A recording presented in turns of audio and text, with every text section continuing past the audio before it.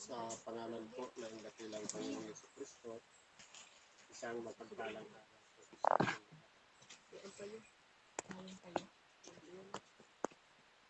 Ngayon po, andito tayo sa pagpapatuloy ng gawain sa makatuwid yung pagbibigay ng buhay, ng mensahe sa araw na ito. Ang akin pong bibigyan ng buhay, yung unang aralin, ayon sa sulat ni Apostol Pablo sa mga taga-Colosas sa Kapitulo 3, versikulo 18 hanggang 25. Ito po ay naisipahayag ng Diyos sa bawat isa sa atin. Na tayo man, babae, lalaki, naging ama man, ina, naging mga anak. Tayo pong lahat ay may tungkulin sa isa't isa. Ano po ang sabi? Mga babae, pasakop kayo sa inyong asawa gaya ng nararapat sa Panginoon. Ibig kong sabihin dito, ang pinapahayagan dito ng ating dakilang Panginoon, yung mga babae na may asawa, na dapat magpasakop sa kanilang sariling asawa, hindi sa asawa ng iba. Yan po ang ibig sabihin niya. Ibig kong sabihin nito, ito po ay nagpapakita ng kababaan ng pag-iisip, lalong-lalo na sa babae, na kinakailangan magpasakop. Kaya nga sinasabi, sa inyong asawa. Kaya bawal dito yung ikurap yung asawa ng iba. Mga lalaki, ibigin ninyo ang inyong asawa at huwag kayong maging mapait sa kanila. Sa mga lalaki naman na may asawa, dapat po ipakita natin yung pag-ibig sa ating asawa, hindi lang sa salita. At araw-arawin pa natin sabihin, I love you. Pero kung hindi man lamang natin sinabihan, kumain ka na ba? Nag-almusal ka na ba? Baka ang mamaya niya, nagsabi nga tayo, pero paglalait naman. Naligo ka na ba? Masakit sa loob yun. Kaya dapat, ang iano natin, yung pagpapahalaga sa asawa.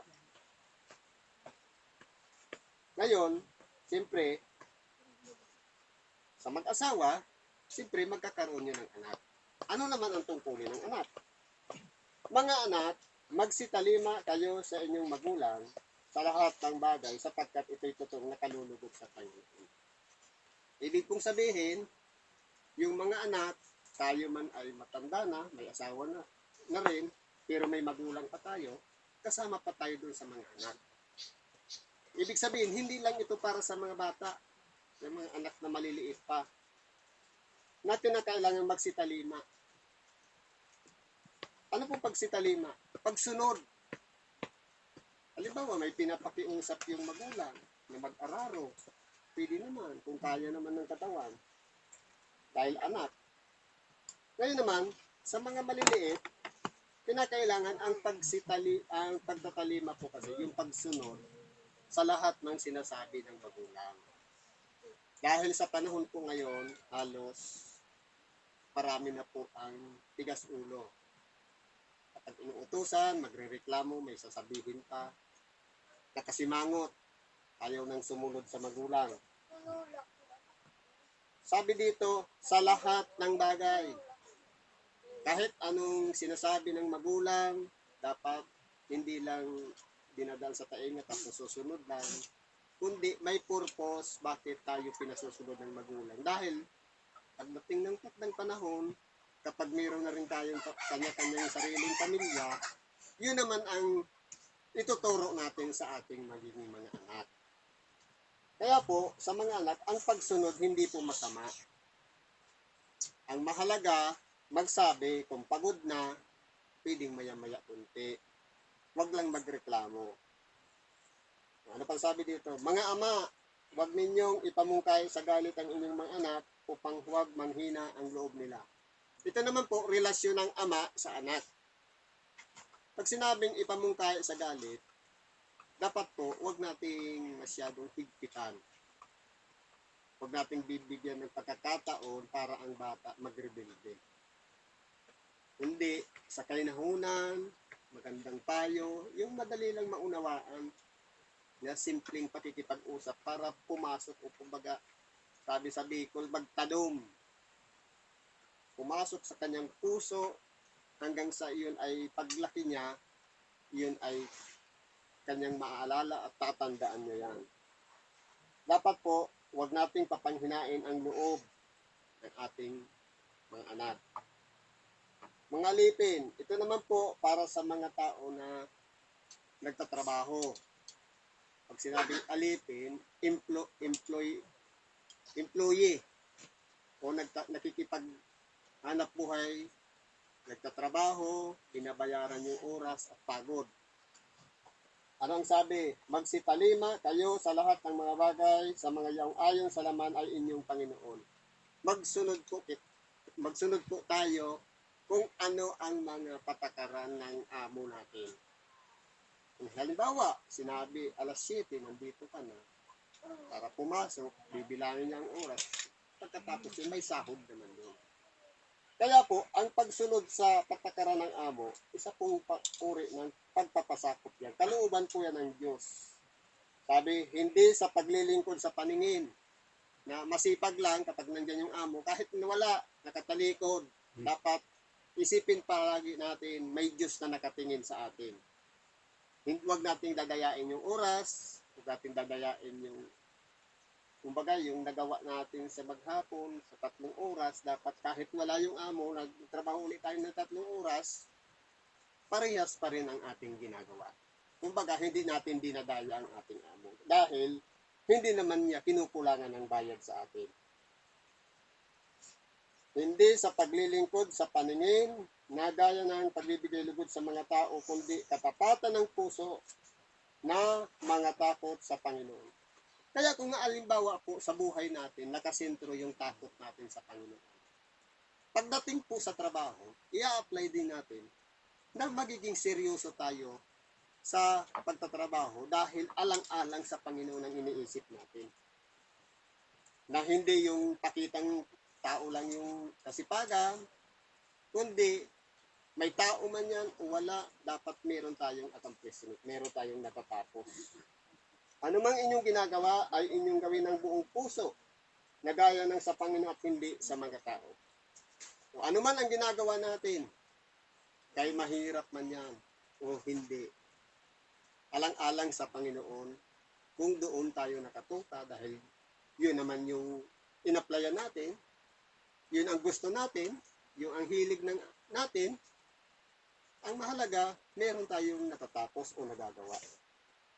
Yamang inyong nalalaman na sa Panginoon ay tatanggapin ninyo ang ganting mana sapagkat naglilingkod kayo sa Panginoong Hesukristo.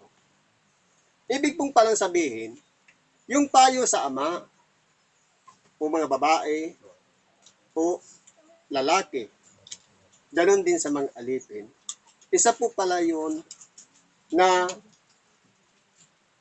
kumbaga, lahat ng ating mga ginawang kabutihan sa ating kapwa. Ugnayan ng ama sa anak, mabuti yung pakikitungo natin. Ugnayan ng babae sa kanyang asawa. Pakikipag-ugnayan ng lalaki sa kanyang asawa. At alipin sa Panginoon. Kapag yan po pala na-perfect natin, sabi dito, tatanggapin ninyo ang ganting mana. Meron po pala tayong reward sapagkat naglilingkod kayo sa Panginoong Hesukristo. Iisipin palagi natin na kaya natin ginagawa ng mabuti yung kapwa natin dahil sumasa kanya rin ang ating dakilang Panginoon. Kahit na masama yung amo, kailangan nating irespeto dahil nananalangin din naman siya kahit siya'y masama. Humihingi rin naman siya ng tawad. Kaya po, kumbaga, ang lahat ng bagay, palagi nating isip, kaya natin ginagawa ito alang-alang sa Panginoon.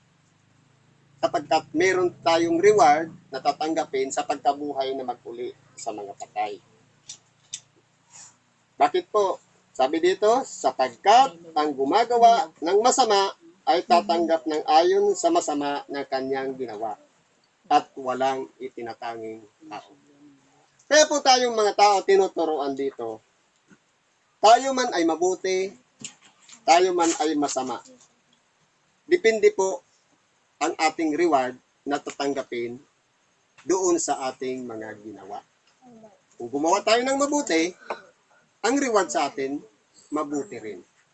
Kung gumawa tayo ng masama, ang tatanggapin natin, paghihiganti ng Panginoon. Sabi nga, sa gumagawa ng mabuti, ganti na may kasamang pagpapala. Pero, sabi ng Panginoon nga, akin ang paghihiganti, ako ang gaganti. Kaya sa gumagawa ng mabuti, ganting pala. Sa gumagawa ng masama, paghihiganti. Sapagkat ang lahat ng may mga mapagpakumbabang puso handang sumunod sa kalooban ng Diyos, ang reward po noon sa pagkabuhay na mag-uli sa mga patay, buhay na walang hanggan sa piling ng lumikha, sa piling ng kaharian ng Diyos, kasama natin doon si Kristo, ang mga anghel. Pero, doon sa mga nagsisigawa ng masama, dalawa lang po kasi ang nilalakaran ng tao.